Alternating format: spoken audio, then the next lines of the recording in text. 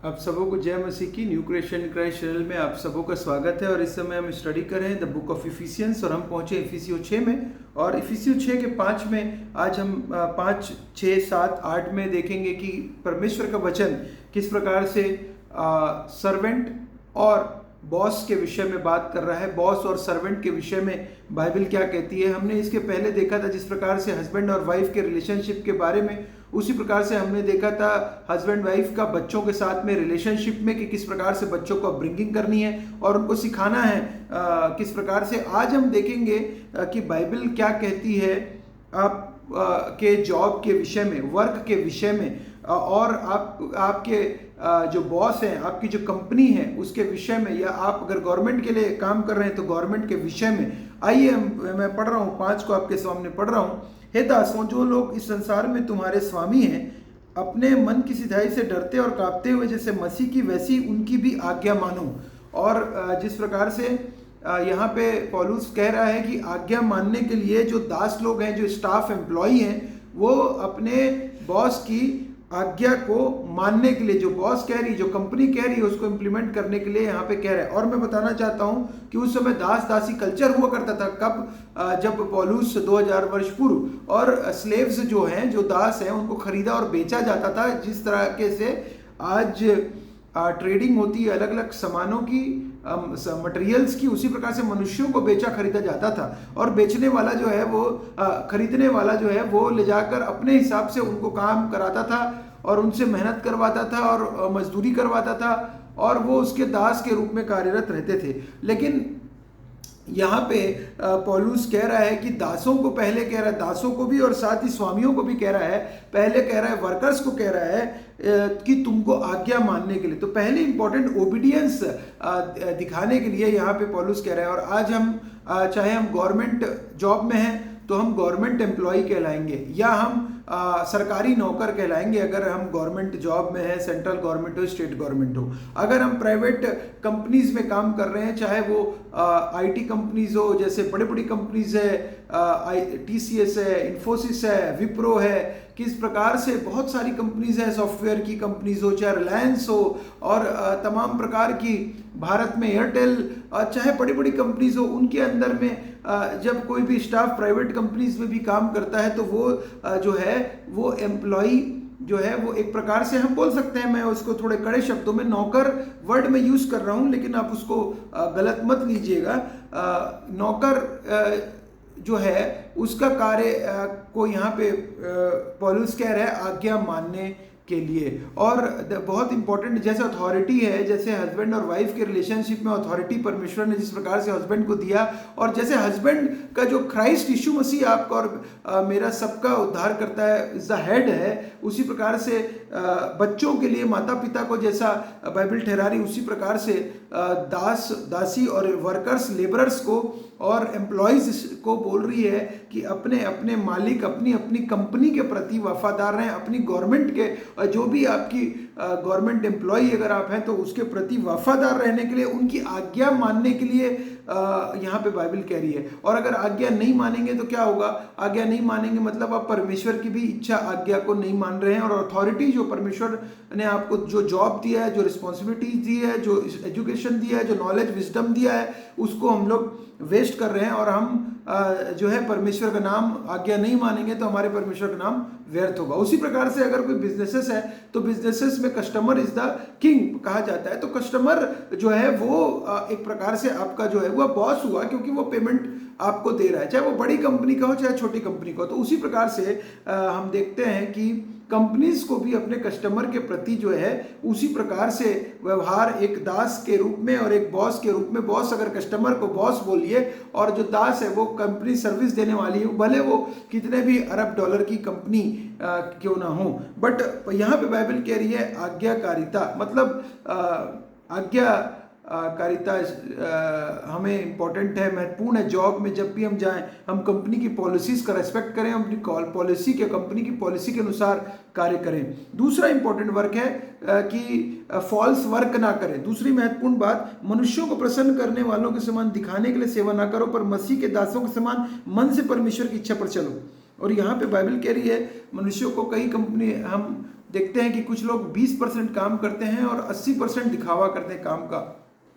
हमको यहाँ पे बाइबल बोल रही है कि एज अ प्रभु यीशु मसीह के बेटे और बेटियाँ जब आप बन चुके हो और आपका जो उद्धारकर्ता प्रभु यीशु मसीह चाहते हैं कि आप अपने कंपनी में दिखावे के लिए कार्य ना करो, सेवा के लिए काम करो। आप दिखावे के लिए ना करें, मनुष्यों को प्रसन्न करने के लिए हम दिखावे के लिए चीज़ों को ना करें, दिखावे के लिए कंपनी का टाइम वेस्ट ना करें, बैठकर घंटों गपशप ना करें, हम लोग घंटों बैठ के टाइम वेस्ट ना करें और जब बॉस आए सामने आए तो हम वापस काम दिखाने के लिए चालू कर दें।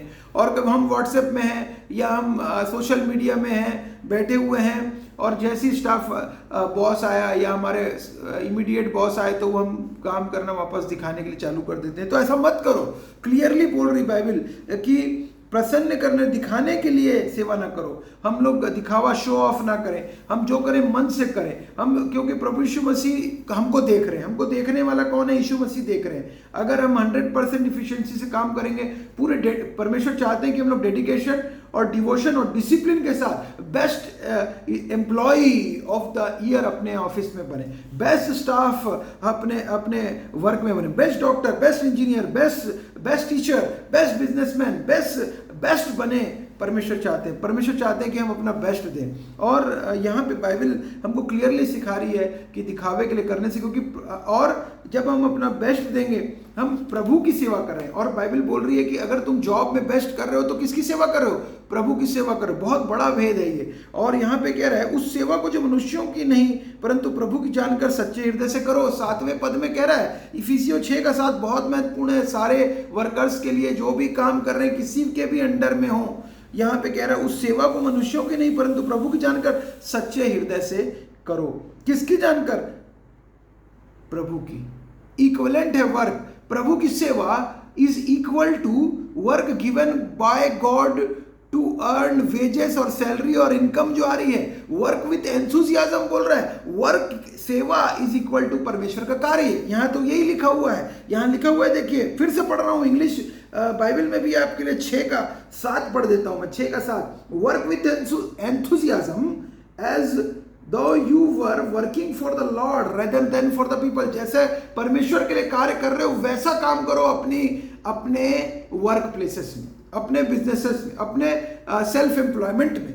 चाहे आपका सेल्फ एम्प्लॉयमेंट हो, चाहे बिजनेस हो, चाहे आप टीचर हो, इंजीनियर हो, डॉक्टर हो, कुछ भी हो, नर्स हो, कुछ भी हो। कैसे करने बोल रहा है वर्क? प्रभु के लिए हृदय से करो, heart, from the heart. Work full efficiency से, डिवोशन से वर्क करने बोल रहे। प्रभु की सेवा करने, सर्विस है। और जो तीसरी बात है प्रभु की सेवा, प्रभु के लिए काम कर रहे हैं जो काम कर रहे हैं। याद रखिएगा, अगर कोई सेवा कर रहा है चर्च में वो प्रभु के लिए सेवा कर रहा है। अगर चर्च में पास्टर है, उनकी सैलरी वहां से निकल रही है तो वो पास्टर रिस्पॉन्सिबल है उस कलीसिया के लिए। अगर मिनिस्ट्री में वर्क कर रहे हैं, कोई सी मिनिस्ट्री हो, चाहे बाइबल सोसाइटी हो, फिंडिया हो, चाहे वो गिडियंस मिनिस्ट्रीज हो, चाहे यूएसआई, जो भी मिनिस्ट्रीज हो, वो मिनिस्ट्रीज में जो कार्यरत हैं वो अपने मिनिस्ट्री के लिए कार्य कर रहे हैं, वो प्रभु के लिए काम कर रहे हैं। 100% से करें। आपको भी प्रभु ने रखा है ताकि आप जगत की ज्योति बन के कार्य करें। उसके बाद वचन कहता है चाहे, क्योंकि तुम जानते हो कि जो कोई जैसा अच्छा काम करना चाहे, जैसा अच्छा काम करेगा, चाहे स्वतंत्र हो, चाहे दास हो, चाहे स्वतंत्र, प्रभु से वैसे ही पाएगा। अब ये देखिए, अब आगे चौथी बात, रिवार्ड। अब ये बात मैं पढ़, remember that the Lord will reward each one of us for the good we do, whether we are slaves or free. Remember, God will reward each of us. यहाँ पे प्रभु से मिरास मिलेगी आप और मुझको। यहाँ पे रिवार्ड मिलेगा प्रभु को आप और मुझको। हो सकता है कि आपको आपकी पदोन्नति नहीं दे रही हो किसी वजह से, पॉलिटिक्स की वजह से, लेकिन प्रभु देख रहा है, रिवार्ड देगा आपको, वर्क को, आपके बेस्ट प्रोफेशन को। अगर आप अच्छे डॉक्टर के रूप में पूरी ईमानदारी के साथ कार्य कर रहे हैं, प्रभु आपको रिवार्ड देंगे। मनुष्यों से रिवार्ड की चिंता मत करिए। मनुष्यों का रिवार्ड टेम्पररी होगा, प्रभु का रिवार्ड अनंत काल तक का रिवॉर्ड मिल रहा है आपको। आपके ऑफिस में अभी यहाँ जो काम कर रहे हैं, प्रभु वहां पे भी फल देगा उसका। कहाँ? स्वर्ग में फल मिलेगा, और यहाँ तो मिलेगा ही मिलेगा। मान के चलिए प्रभु देख रहा है, और प्रभु देख रहा है। उसकी आंखें आप और मेरे ऊपर, उसके बेटे बेटियों के ऊपर। आपने उद्धारकर्ता के रूप में उसको माना है, उसको अपना उद्धारकर्ता चुना है, उसको अपना पिता चुना है, और चुनने वाले हम नहीं परंतु प्रभु है, और हमने केवल विश्वास के द्वारा अनुग्रह से प्राप्त किया है, जबकि तो हम उसको प्रभु यीशु मसीह के कार्य के लिए अपना try your best, give your best, अपना एटीट्यूड हम ये बनाए कि हमको प्रभु रिवॉर्ड देंगे, प्रभु हमको फल देने जा रहे हैं, प्रभु हमको इनाम देने जा रहे हैं। प्राइज किससे मिलेगा? प्राइज प्रभु से मिलेगा। ऐसा दौड़ो कि जीतो, ऐसा वर्क करो कि आपसे बेस्ट कोई ना हो उस पर्टिकुलर ऑफिस में, पूरे ऑफिस में सबसे बेस्ट वर्कर के रूप में आप काम करें। कैसा रहेगा अगर हम लोग गवाही के लिए, किसकी गवाही के लिए? यीशु मसीह की गवाही के लिए कि I am a believer in Christ. Do your best, respect your employer, अपने एम्प्लॉयर की रेस्पेक्ट करें, अपनी कंपनी की रेस्पेक्ट करें, पॉलिसीज को माने कंपनी की प्रभु चाहते हैं, और प्रभु हमसे एक्सपेक्ट कर रहे हैं कि हम लोग ये काम करेंगे, बेस्ट वे में करेंगे। प्रभु आप सबों को बहुत आयत से आशीष दे, आपके वर्क को आशीष दे, आप सबों को जय मसीह की।